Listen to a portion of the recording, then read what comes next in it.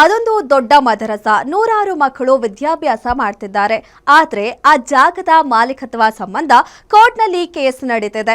ಇದರ ಮಧ್ಯೆ ಕಾಂಪೌಂಡ್ ಹಾರಿ ಮದರಸದ ಒಳಗೆ ನುಗ್ಗಿರೋ ಭೂಗಳ್ಳರ ಗುಂಪೊಂದು ಮದರಸದ ಕಿಟಕಿ ಬಾಗಿಲುಗಳನ್ನ ಧ್ವಂಸ ಮಾಡಿ ಮಕ್ಕಳ ಮೇಲೆ ಖಾರದ ಪುಡಿ ಎರಚಿ ಹಲ್ಲೆ ಮಾಡಿದ್ದಾರೆ. ಈ ಸಂಬಂಧ ಪೊಲೀಸ್ ಠಾಣೆಯಲ್ಲಿ ದೂರು ಪ್ರತಿದೂರು ದಾಖಲಾಗಿದೆ. ಆ ಕುರಿತ ಸ್ಟೋರಿ ಇಲ್ಲಿದೆ ನೋಡಿ.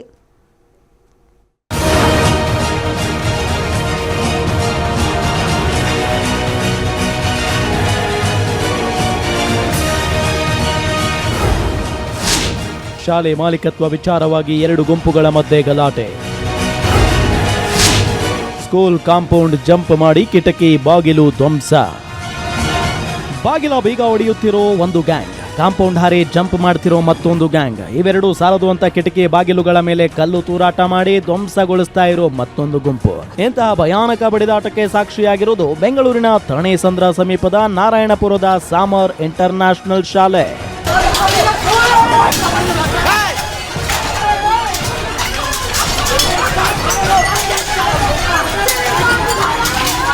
ಈ ಜಾಮಿಯಾ ಮುಹಮ್ಮದಿಯಾ ಮಮ್ಸೂರಾ ಮದರಸಾದ ಸಾಮರ್ ಇಂಟರ್ನ್ಯಾಷನಲ್ ಸ್ಕೂಲ್ಗೆ ಮಾರಕಾಸ್ತ್ರಗಳೊಂದಿಗೆ ನುಗ್ಗಿದ ಕಿಡಿಗೇಡಿಗಳು ಅಲ್ಲಿದ್ದ ಸಿಬ್ಬಂದಿ ಮತ್ತು ವಿದ್ಯಾರ್ಥಿಗಳ ಮೇಲೆ ಮನಬಂದಂತೆ ಗಲಾಟೆ ಮಾಡಿದ್ದಾರೆ.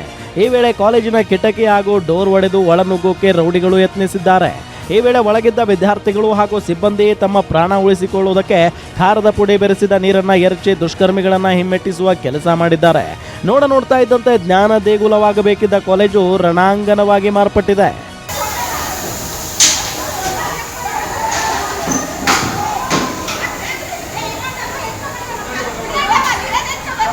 उठा लेगा बगीना, उठा लेगा पूरे अमीन.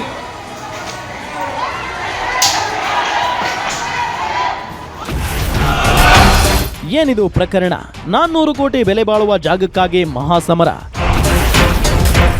5 ಎಕರೆ 9 ಗುಂಟೆ ಜಾಗದಲ್ಲಿ ನಿರ್ಮಾಣವಾಗಿರುವ ಶಾಲೆ. ಮಸಿ ಅಹಮದ್ ಅವರಿಂದ ಮದರಸಕ್ಕೆ 10 ಗುಂಟೆ ಜಮೀನು ದಾನ. ಖಲೀದ್ ಮುಷ್ರಫ್ ಅವರಿಂದ ಮದರಸಾ, ಶಾಲೆ ಮತ್ತು ಕಾಲೇಜು ನಿರ್ಮಾಣ. 40 ವರ್ಷಗಳಿಂದ ಜಾಗದ ಬಳಕೆ ಎಂಬ ಖಲೀದ್ ಮುಷ್ರಫ್ ಅವರ ವಾದ.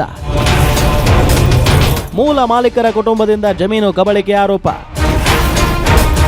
ಕೇವಲ 10 ಗುಂಟೆ ಮಾತ್ರ ದಾನ ಎಂದು ಕುಟುಂಬದ ವಾದ.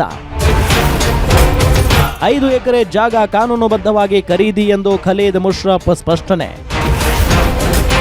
ನಕಲಿ ದಾಖಲೆ ಸೃಷ್ಟಿಸಿ ಜಾಗ ಮಾರಾಟ ಯತ್ನದ ಆರೋಪ. ಹೈಕೋರ್ಟ್ನಿಂದ ಯಥಾಸ್ಥಿತಿ ಕಾಯ್ದುಕೊಳ್ಳುವಂತೆ ಆದೇಶ.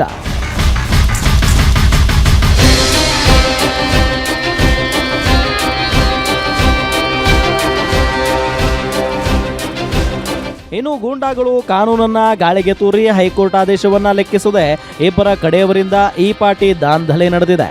ಸದ್ಯ ಈ ಗಲಾಟೆ ಸಂಬಂಧ ಕೊತ್ತನೂರು ಪೊಲೀಸ್ ಠಾಣೆಯಲ್ಲಿ ದೂರು ಪ್ರತಿದೂರು ದಾಖಲಾಗಿದ್ದು ಪೊಲೀಸರು ತನಿಖೆ ಮುಂದುವರೆಸಿದ್ದಾರೆ. S K Manjunath, crime bureau, Guarantee news.